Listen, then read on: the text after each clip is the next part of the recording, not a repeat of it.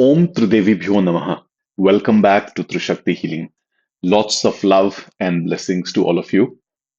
In a world today where so many of us apologize and there are so many regrets, an important question for all of us is to ask is, do we really mean all that we are saying sorry to, or all the remedies that we're doing? Or, many times we are told that you must have done some bad deeds in your past life, you have to do some remedies for that. So, whether it's your current life that you're remediating or your past lives, do you really feel the remorse or the regret before you do the remediation or the upay? Important question to ask. Why is this important? Because any action done without its intent, with the energy, is not going to give you the results. Simple story. But let's take a small story many of us would have heard to establish this, the story of Sudamaji and Sri Krishna. And the story so goes that at some point in time, when both of them were with Sandipani Rishi and Guruma had sent them to get the woods, we all know that story where there was a rain and they were both hiding, and Sudama ate all the sweet rice that Guruma had given and lied to Sri Krishna, saying that there is nothing here to eat. And he says, so be it. And how Sudamaji experienced the curse of that moment where he really was hand to mouth and hardly could sustain his life. But he went through his life repenting that he never forgot that incident, and he did his karmas, his shuddhi, and that remorse, the guilt, the paschātāp that he had brought it to a point where he didn't have to do much of a prayaschitta. So much later in life, when he went to see Sri Krishna, all he could offer was a handful of beaten rice, that too tied in a small dirty piece of cloth which was torn from his own wife's clothes. How could then his life have changed? For a very simple reason, that he had done a lot of that paschātāp for whatever he had done. And now he did not need to do a prayaschitta, though he offered the rice. So let's cut to our life. Paschātāp, that feeling of remorse, the true feeling of remorse, is a very specific feeling. It's not, I am bad, I made a mistake. It is saying that in that moment, when this should have been done, this is the choice that I made. Owning it up completely.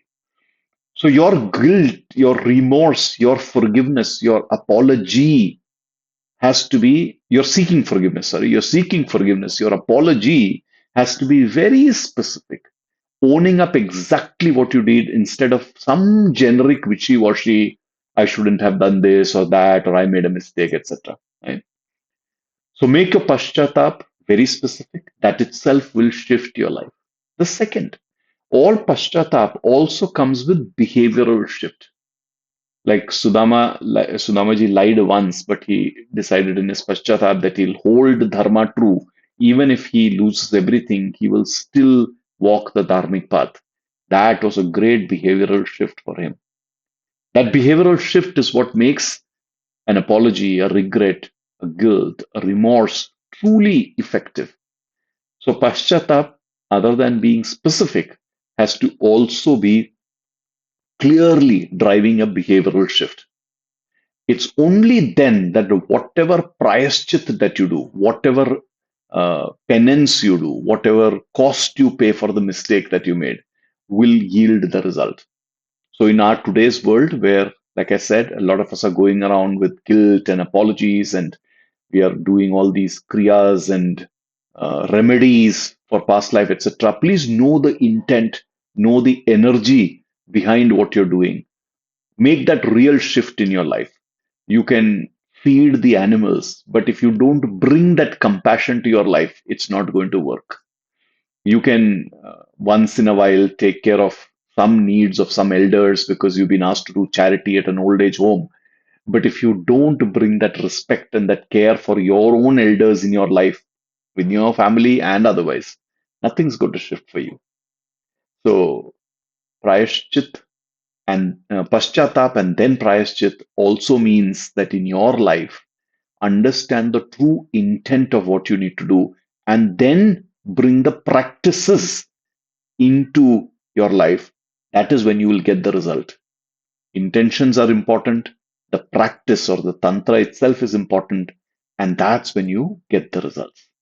So, hope all of you internalize that deeply and be completely truthful and in sync with the actions and the corrections that you're doing in life so that you get the maximum benefits.